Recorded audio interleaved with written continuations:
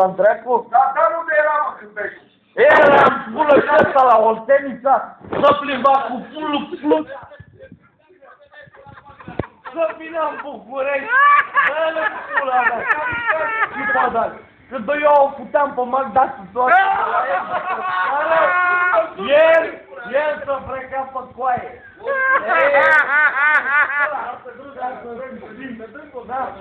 Uite.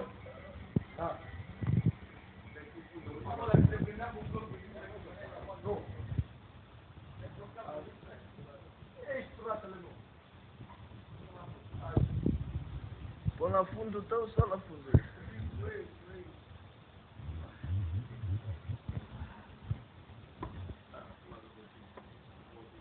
Mă, și pe norocul vostru când v-am cunoscut.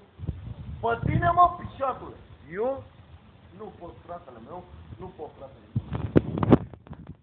Fratele meu, huiduma aia, mânca mea pula să mi-o mănânce care nu bea acum.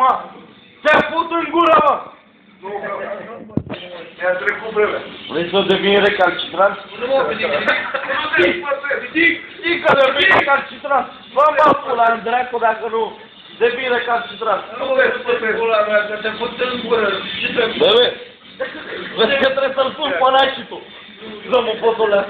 Așa-n pula mea. Atât, doar ce zărica. Ăla e final.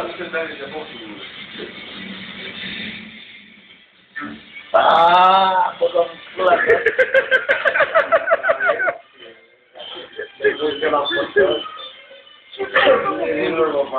Doară-mă, parla, om! Doară-mă, parla, om! Parla-mă, pula mea și tu! Lăgioi! Asta-ți-e, bișa!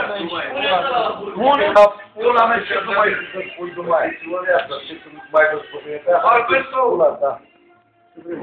Auzi că... Dar la chiar să nu mai zic. Nu e numai ce nu